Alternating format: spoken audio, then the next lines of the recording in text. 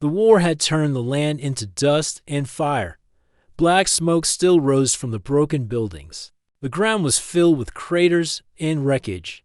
The planet had once been home to forests, rivers, and tall silver cities. Now it was a graveyard. A human soldier named Jack walked slowly through the ruins. He held his rifle tightly, scanning every shadow. He had seen too much already, his friends lost in battle.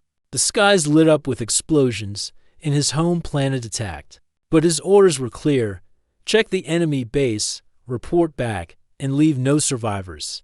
Jack stepped over a fallen beam and moved toward a collapsed shelter. The scanners showed no movement.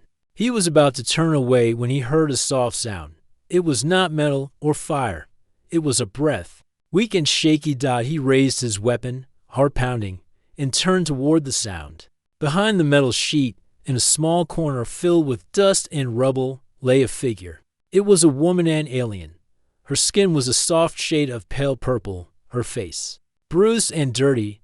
She had long black hair, tangled with blood and ash. She looked up at Jack with tired eyes. She didn't move. She didn't speak. She just stared at him. Jack single quotes as finger tightened on the trigger. She closed her eyes slowly. There was no fear in her face, only acceptance, like she had been waiting for this moment. She didn't beg. She didn't cry. She just waited for him to shoot.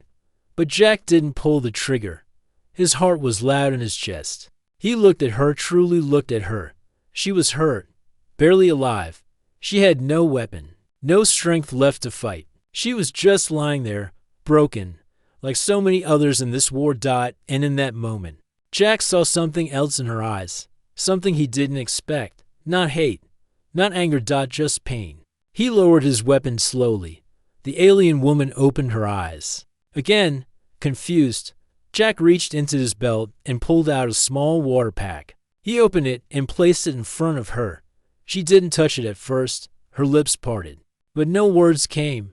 Finally, after a long pause, she took the pack with shaking hands. She drank slowly, her eyes never leaving Jack's face. "You're not going to kill me?" Her voice was rough, barely above a whisper.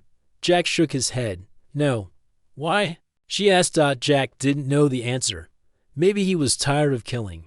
Maybe he saw something human in her. Maybe he was just done following orders without thinking. "You're not a threat," he said simply. She looked down, holding the water pack tightly. Her name was Nera. Jack didn't know that yet, but soon he would. He tapped his command. "I found a survivor. Enemy female. Wounded. I'm bringing her in for questioning." There was silence on the other end. "Confirm," the voice finally said. "Confirm," Jack replied. He helped her up carefully. She leaned on him, too weak to walk alone. Every step was slow. Jack didn't speak, and neither did she. The only sounds were wind, crackling fires in the distance, and the crunch of broken glass under their feet. When they reached the extraction point, the medic looked surprised. "You brought her in alive." "Yeah," Jack said. "She might know something." The medic didn't argue. They lifted her onto the stretcher and loaded her into the ship. Jack sat near her, watching her breathing. She didn't look like a soldier now, just someone who had lost everything. As the ship lifted into the air, Nera turned her head toward him. "Thank you," she said quietly. Jack didn't respond right away. He just stared out the window at the burning land below. He never thought this war would lead him here, saving someone he was supposed to kill. And he didn't know that this one small act would change both their lives forever. Nera opened her eyes slowly. The room was quiet, cold, and clean. Smooth metal walls surrounded her. She was lying on a narrow bed. There were soft beeping sounds from a small screen beside her. Her wounds were covered, and a thin blanket was placed over her. She tried to move but felt resistance. Her arms were bound gently, not with chains but with soft cuffs. They were not hurting her, just keeping her still. Her heart raced. Was this a human prison? Before she could think more, the door opened with a soft hiss. Jack stepped inside. He was not wearing his full armor now, just a simple uniform. He carried a food tray and a small bottle of water. "You're awake," Jack said, walking closer. "That's good." Nera didn't answer. Her eyes followed every step he took. He placed the tray on a table near her bed and pulled a small chair beside it. He didn't unlock her cuffs, but he sat close, calm and quiet. "I brought you something to eat," he said. "You don't have to talk. Just listen." She stayed silent. Jack looked at her face. The bruises were healing. Her eyes looked tired, but not broken. "This place is safe," he said. "You're not going to be hurt.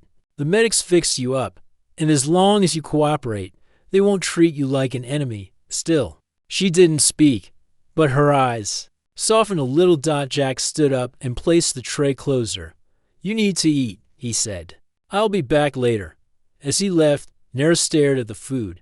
It was simple bread, something soft like fruit, and a small bowl of warm broth. It didn't smell bad. Her stomach growled. Slowly, with stiff arms, she pulled the tray closer and began to eat. Later that day, Jack returned. This time, he brought a small folding table and another chair. He sat across from her, his hands resting on his knees. "I'm Jack," he said. Nera looked at him for a moment. "Nera," she replied quietly. Jack nodded. "Nice to meet you." They sat in silence for a while. "Why did your people attack us?" he asked. Nera looked away. "We were told humans were dangerous, spreading through the stars, taking planets." Jack gave a short laugh. "Funny. That's what we were told about your kind." Nera frowned. "Maybe we're both wrong." "Maybe," Jack said. "But here we are." They spoke a little more. Not much, but enough. Jack didn't ask deep questions. He just wanted her to speak, to trust. He told her about his home green fields, a dog named Rusty, and a sister who loved to paint the stars. Nera listened, surprised by the stories. They didn't sound like the words of a killer. They sounded peaceful. In the next few days, Jack visited her often. Every time he came, he brought food, water, or something small, a pillow, a blanket, or once even a flower he had found growing near the base. Nera didn't know why he did it. He had no reason to care for her. One day, she asked him, "Why are you being kind to me?" Jack paused. "Because I saw your eyes. When you thought I was going to shoot you, what did you see?" She asked. "Someone who didn't want to die," he said. "Someone who didn't belong in this war." Nera looked down. "I was a scout," she said. "We were told to look for weak spots. I never wanted to fight. But when the bombing started, everything changed." Jack nodded. "It's always the same. Someone gives the orders, and others have to pay the price." For the first time, Nera smiled just a little. It wasn't much, but it was real. One evening, as the sun set over the distant hills, Jack came again. He brought a small radio. "This time, do you like music?" he asked. Nera shook her head. "I've never heard human music." Jack pressed a button. Soft sounds filled the room. Gentle, slow, peaceful notes. Not loud or strange, just calming. Nera listened, her eyes closing. Slowly, "It's nice." Jack smiled. "My sister used to play this." They sat together, not talking, just listening. Nera opened her eyes. "Thank you for not killing me." Jack looked at her seriously. "You were never just an enemy to me." Something changed between them in that moment. They were still from different worlds, still part of different sides, but something gentle had started to grow between them. Something that could not be ordered, forced, or explained. It was the beginning of trust. The days passed slowly inside the human base. Nera's wounds healed, and her strength returned. But she was still under watch. The guards didn't speak. To her, they looked at her like she was a threat, like she didn't belong. Only Jack treated her like a person. He came every day, sometimes with food, sometimes just to talk. Their conversations grew longer. Jack told her about his world, about oceans, trees that changed color in the fall, and cities that lit up the night sky. Nera listened with quiet wonder. Her world had once been beautiful too, before war turned it into smoke and ruin. "What was your planet like?" Jack asked one morning. "Full of light," Nera said softly. "Our sky had two suns. The forest glowed at night. We used to sing under the stars." Jack smiled. "Sounds peaceful." "It was," she replied, "until our leaders chose war." She didn't say more. pain crossed her face, and Jack didn't push her dot as Nera grew stronger.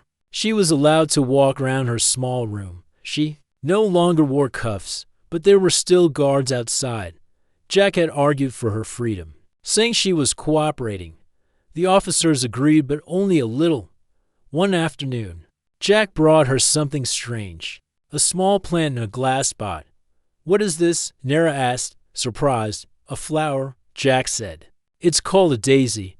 My sister used to grow them in her garden." Nera touched the petals gently. "It's soft." Jack nodded, thought it might brighten the room. She looked at him for a long moment. "You keep talking about your sister. Where is she now?" Jack's smile faded. She was on Luna Base. When the first wave hit, they didn't evacuate in time. Nera's heart dropped. "I'm sorry, it wasn't your fault," he said. "You weren't the one who gave the order." She looked down. "But I still followed it." Jack didn't reply. The silence between them was heavy, but not cold. It was full of unspoken feelings, grief, regret, and something else that couldn't yet be named. One night, Jack sat outside Nera's room after his shift. He leaned against the wall, tired. The stars above the base blinked softly. The war still raged in other parts of the system, but here, for a moment, it was quiet. He heard a soft knock on the glass wall. Nera stood inside, watching him. She pointed to the radio. He entered and played the same music he had once shared with her. This time, she moved closer, sitting across from him. "Do humans always use music like this?" she asked. "Not always," Jack said. "Sometimes it's fast, loud, but this kind, it helps me think, or feel things I don't understand." "I understand," she said. "My people have songs too. Some make us cry, some make us dance. Maybe you can sing one someday," Jack said. "Maybe." She replied with a small smile. The radio played. Softly, outside, the wind whispered. Inside, something new began to grow. It wasn't love.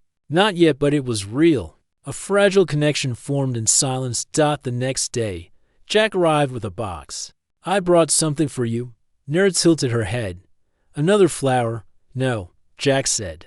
He opened the box and pulled out a soft gray sweater. "It gets cold at night. Thought you could use this." Nera hesitated, then took it. "Thank you. I hope it fits." She slipped it on. It was big, but warm. The soft fabric made her feel safe, like the room was no longer just a cell. "Humans confuse me," she said after a while. "How so?" "You fight us, destroy our ships, and yet you do things like this." "Why?" Jack looked down. "I don't know. Maybe because we don't all want war. Maybe because it's easier to hate from a distance. But once you sit across from someone and hear them speak, it's not so easy anymore." Nera nodded slowly. "We were told humans are cold, cruel, always hungry for more land." Jack raised an eyebrow. "Funny, we were told the same about you." They both laughed softly. Outside the room, not everyone was happy with Jack's behavior. Other soldiers noticed how often he visited Nera. Some began to whisper. Some said he was too soft. Others said he was wasting time on an enemy. But Jack didn't care. He saw something in Nera that they couldn't. Not an alien. Not a prisoner. Just a person. Caught in a war she didn't ask for. Nera felt it too. For the first time since being captured, she didn't feel alone. But deep down, she also felt fear. She knew peace was fragile. And in this place, peace didn't last long. Jack was used to walking through the base without people staring. But now, every step felt heavier. Soldiers glanced at him, some with frowns, others whispering behind his back. He didn't need to hear the words to know what they were saying. He's too close to that alien. He talks to her like they're friends.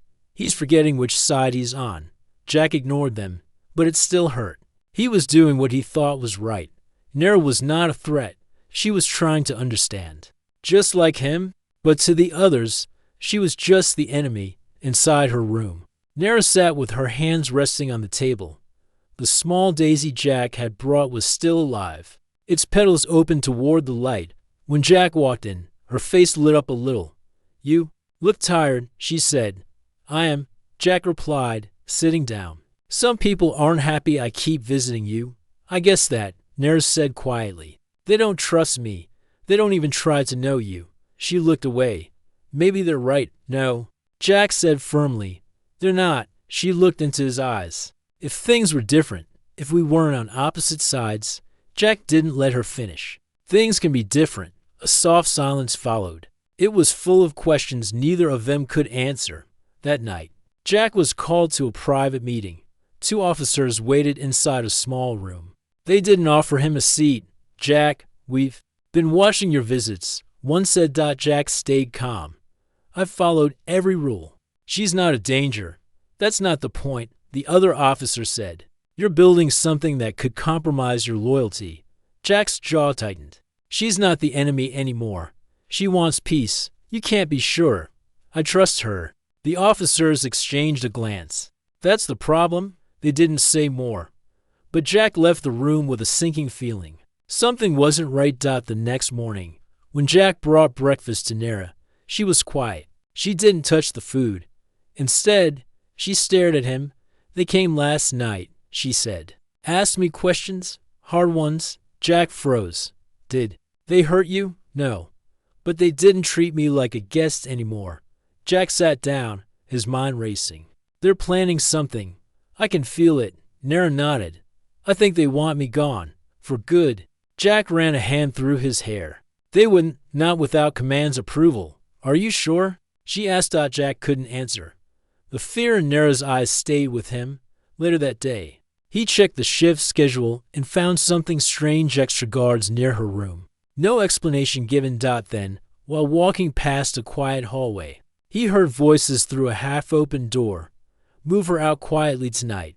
No questions, no paperwork. And the soldier, don't tell him until it's done. Jack stepped back quickly, his heart pounding. They were going to remove her. Maybe worse. She had no protection. He had to act fast. Jack rushed back to Nera's room. He shut the door behind him, locking it. They're coming for you, he said.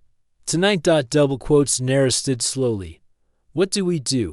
We get you out. Nera looked surprised. You'd risk everything for me. Jack nodded. You don't belong in a cell, and I won't let them take you away. She stepped closer. But once we leave, they'll hunt you too. I know. She placed a hand over his. Why are you doing this? Jack looked into her eyes. Because you trusted me when you didn't have to. Now it's my turn. They waited for nightfall. Jack gave her a human jacket to wear and hit her face with a cap. When the power lights dimmed for the night cycle, they slipped out. Jack led her through service tunnels and empty storage halls. They avoided cameras and patrols. At one point, they had to hide inside a supply closet as footsteps passed. Nera held her breath, her hand gripping Jack's tightly. Finally, they reached a cargo bay near the edge of the base. An old shuttle was parked there. It wasn't used often, but it still worked. Can you fly this? She asked. Barely, Jack said. But I'll manage. They climbed aboard and powered it up. Jack entered stolen codes to override the locks. Alarms didn't sound. Maybe no one had noticed yet. As the engines warmed, Nera looked out the window. If we leave now, there's no going back. Jack smiled softly. Good. I don't want to go back. The ship lifted quietly, disappearing into the dark sky. Behind them, the base slept, unaware that something powerful had just escaped. Not a weapon, not a threat, but a bond stronger than fear. The stars stretched wide around the small shuttle as it moved through space. The ship was old, slow, and not made for long trips, but it flew. Jack kept his hands tight on the controls while Nera sat beside him, watching the map blink. With quiet warnings, we'll need to land soon, she said. The fuel is low. Jack nodded. There's a moon station not far. Abandoned, maybe. We'll hide there. Their voices were soft. Both of them knew that at any moment, someone might be tracking them. A missing prisoner, a missing soldier. It wouldn't take long before someone noticed.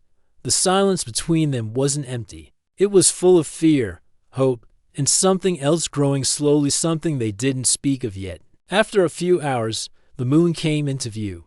It was gray and cracked. Surrounded by debris from old mining towers, Jack guided the shuttle down, carefully landing behind a rocky ridge. They stepped outside into the stillness. The air was thin but breathable. Broken buildings stood around them like tired ghosts. Nara wrapped the jacket tight around her as Jack carried a bag of supplies. Inside one of the towers, they found a small room with working lights and a weak power supply. It wasn't much, but it was shelter. Jack dropped the bag and sat on the floor, breathing hard. Nara sat beside him, her shoulders brushing against his. "We made it," she whispered. "For now," Jack said. "But they'll come looking." Nara looked down. "You lost everything for me." Jack shook his head. "No, I lost it long before I met you. But with you, I found something back. Maybe it's not much, but it's something real." Nara turned to face him. "You're not what I expected from a human, and you're not what I was told about your kind." They both smiled, tired but alive. Days passed. The base didn't seem to be sending ships yet, but Jack knew it wouldn't last. They took turns keeping watch. They shared food. They repaired broken wires, fixed the heaters, and made the place livable. One evening, Jack found a small metal box buried under dust. Inside was a music chip, long forgotten. He plugged it into the tower's old speaker. Soft tones filled the air. Alien music, slow and warm. Nara's single quotes eyes lit up. "This is from my home," she whispered. She closed her eyes and listened. Jack watched her, amazed by how peaceful she looked. "What's it about?" he asked. "A story," she said. "About two stars that fall in love but orbit different skies." Jack stayed quiet. The music spoke in a language neither of them needed to translate. On the fourth night, Nara woke suddenly. Jack was already standing near the window, holding a small scanner. Red dots blinked. On the screen, "They found us," he said. Nara came beside him. "How many?" "3 ships," he replied. "Not big ones, scouts." She looked at him.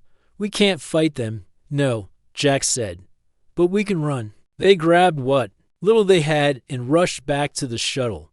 The engines groaned to life. Jack lifted off just as a searchlight flashed across the tower. Blaster shots followed, hitting the rocks near them. The ship shook as they rose into the sky. "They're locking on," Nara shouted. Jack pulled hard on the controls. The shuttle dipped low, spinning between sharp cliffs. "Hold on." A blast hit the side, but the shields held. Barely. They sped out of range, the enemy ships following. Jack turned toward open space, pushing the engines as fast as they would go. The stars blurred. Alarms beeped. "We can't keep running like this," Nara said, holding onto her seat. "I know," Jack replied. "We need help." "But from who?" Jack looked at her. "Maybe from your people." Nara hesitated. "They think I'm dead or captured. Then let's prove them wrong." After hours of flying, Jack sent out a message on a hidden channel, one used by Nara's people. She gave him the code. No one answered at first. But then a voice came through. "Identified. Nara of the 3rd Scout Fleet," she said quickly. "I am alive. I carry no weapons. I seek to speak with the elders." There was silence. Coordinates sent. "Come alone. If you bring humans, you will be fired upon." Jack frowned. "I guess I'm not invited." Nara looked at him. "You are, but they don't know it yet." Jack smiled, but it didn't reach his eyes. "If this is goodbye," he began. She touched his hand. "It's not." They flew toward the signal, unsure of what waited ahead. Both of them knew this wasn't the end but the start of something far bigger than just 2 lives. The alien vessel appeared like a shadow in space, smooth, dark, and silent. Jack kept the shuttle still, floating near the signal point. Nara stood by the window, her eyes fixed on the massive ship ahead. "They're scanning us," she said. Jack nodded. "Are you sure about this?" Nara didn't answer right away. Then she said softly, "I have to try. If I don't, then everything we've been through means nothing." A bright light beamed from the alien ship. It was a signal to dock. Jack watched as Nara took a deep breath and walked to the door. Before she stepped out, she turned back. "Wait for me," she said. "I will." Jack promised. The shuttle door opened, and Nara was pulled aboard the alien ship.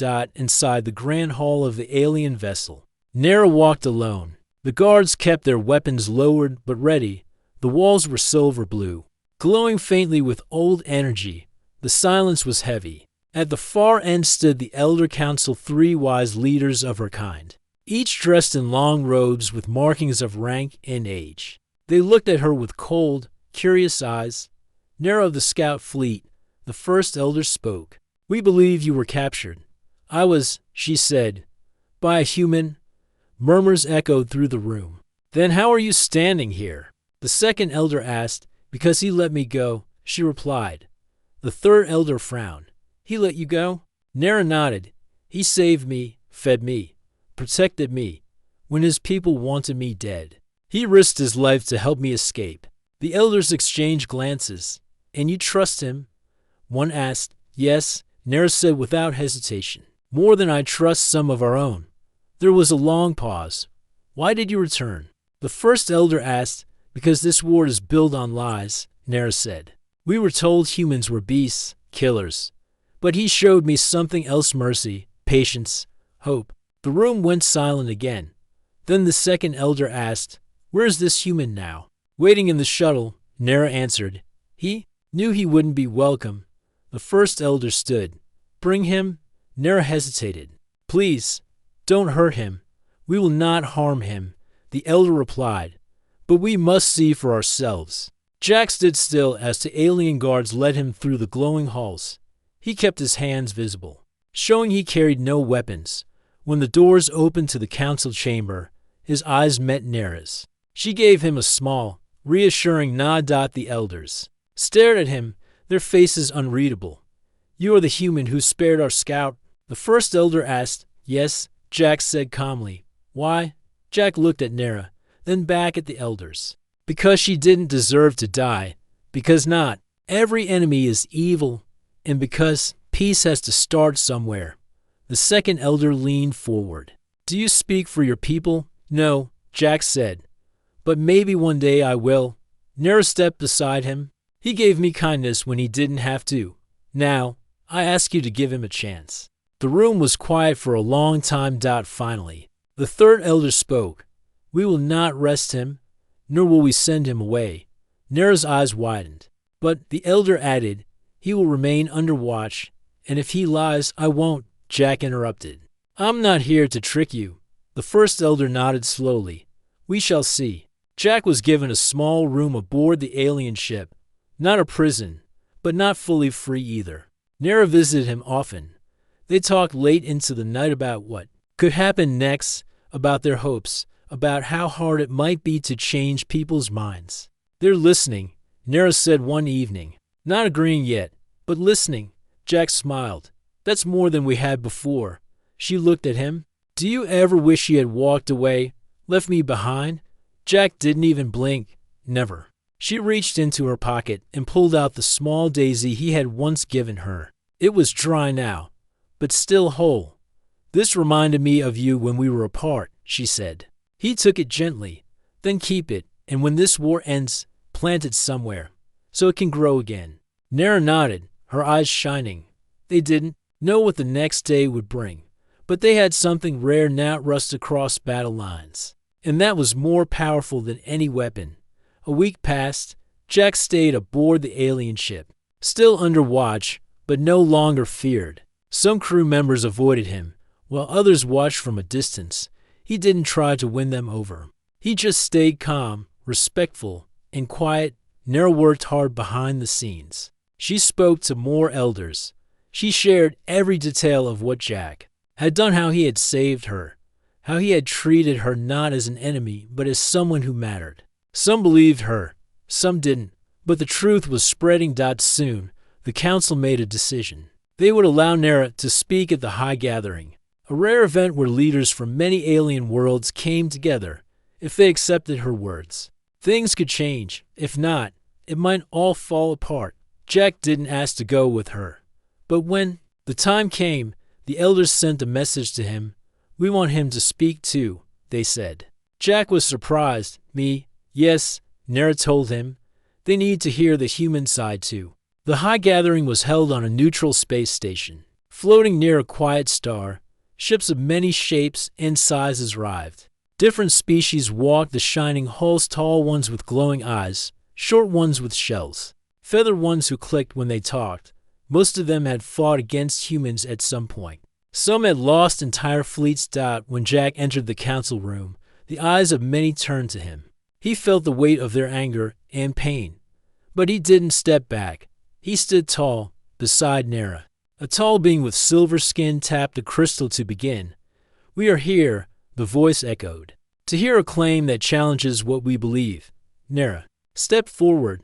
She didn't speak loudly. She didn't shout. She just told the truth. She told them how she had been captured, how she had expected pain and death but was given kindness and hope. She described Jack's actions, how he had risked everything to protect her, how he never raised his weapon after that day, how he never asked for anything in return. Then she stepped back, and it was Jack's turn. He looked at the room full of beings who had every reason to hate him. "I know what humans have done," Jack began. "We've fought. We've caused pain. I won't stand here and say we're perfect. We're not." The room stayed silent. "But I met someone," he continued, "someone who was supposed to be my enemy, and instead, she showed me we were both lied to, both used, both thrown into war we didn't choose." He looked at Nera. "She expected me to kill her," he said, "but I couldn't, because the moment I looked into her eyes, I saw not a soldier, not a threat, just a person tired, hurt, and scared, like me." He stepped back. No more words were needed. The room was still. No one clapped. No one spoke. But something had shifted. Hours later, the final decision was made.